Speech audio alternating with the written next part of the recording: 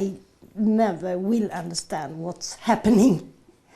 But we have had a good marriage relation, to daughters, grown-up daughters, and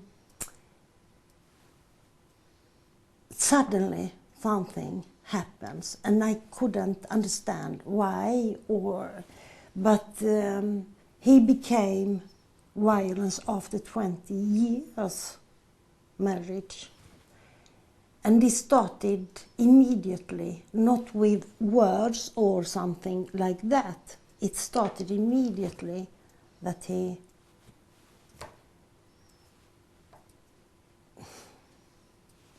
started this violence.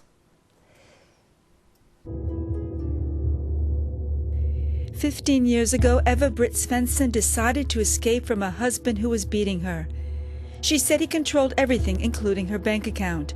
Even though he supported her independence and job as a local politician, he threatened to kill her. One day when I was on my way to my job, I realized if I go back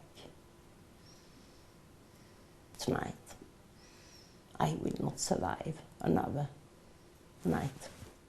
I had a good friend, and for the first time I phoned her and told her what has happened for more than 1 year. And she told me, come to me, do not go home. And I phoned the women's shelter in my hometown and went to this shelter and started a new life. Eva Britt was elected to the European Parliament in 2004. When her husband died 5 years later, she decided to go public with her story. She's featured as a survivor in a project called Cause of Death, Women. It's a report on violence against women in 10 countries such as Spain, Sweden, Pakistan, the United States, or Russia, where 1 woman is killed every hour. For a woman aged 15 to 44 years, domestic violence and rape is more dangerous than cancer. More women die or are injured by domestic violence than cancer. And this is still a shocking fact. And why is this not discussed more worldwide? Because it's a global epidemic, big society problem. Kerstin Wegel also runs a blog about Swedish women killed by someone close to them. She says the number is about 20 per year. Although this figure is low compared to other countries, Kerstin argues that for a country which prides itself on gender equality, more has to be done to protect women's rights. When I call the police about a woman that has been killed by her husband or ex-husband, they tend to explain it as a family tragedy. Or they say to me, oh yes, that incident, but that was a family tragedy. As if not a murder had taken place there.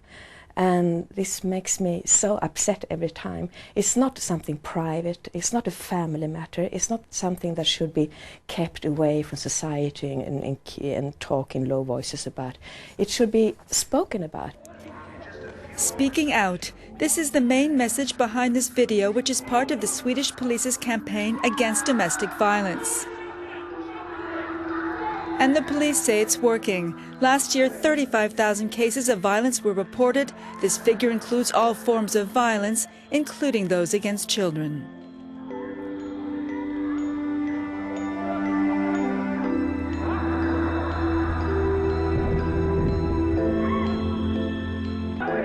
For the National Police Board, this is proof that domestic violence is not such a hidden subject anymore.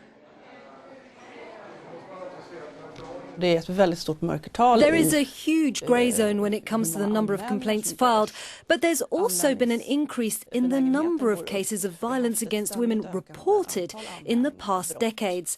I think this is due in large part to a growing awareness and support on a national level for victims. These women are now being encouraged to go to the police and to file a complaint. Och uppmanat att göra polisanmälningar. Karina is a survivor of domestic violence who's spoken out. She was beaten by her husband for several years. She says she found the courage to press charges after realizing she was not alone. Her lawyer also helped her, but even today she still doesn't understand why he hit her. You never knew. You never could predict when it would happen, when he would start again, but sometimes you just had a feeling. He would start to whistle and then it just happened. I never knew what triggered him. There's a lot of shame associated with being a victim of this type of crime. It takes place behind closed doors, and there are no witnesses except the victim, the aggressor, and unfortunately sometimes the children. Because we've started to talk more about women who suffer from this type of violence, other women are realizing, oh, I'm not the only one, I'm not alone. Karina managed to have her ex-husband convicted 3 times, thanks in large part to the photos she'd taken of her battered face. He served prison sentences of 2, 4, and 6 months. Today he's remarried. Karina says he beats his new wife. She knows. The second wife sought help at Karina's one night, but she went back to him, something Karina can understand.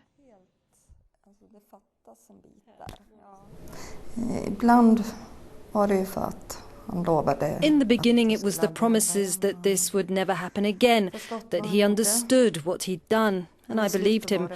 But then it was the fear, the threats that he would destroy my life if I left, and that made it difficult to leave.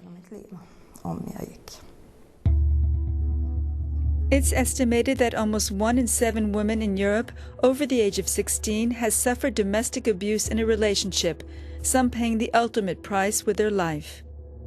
And while survivors like Eva Britt and Karina hope that telling their story will encourage others to seek help, the fear is always there. It's 15 years ago, but still if I'm out for a walk and I hear someone coming after me, my first thought is, oh, I'm afraid it's him coming after me. And my next thought is, but I'm not in Sweden, I'm in Brussels, for example. And the next, I think, and he's dead.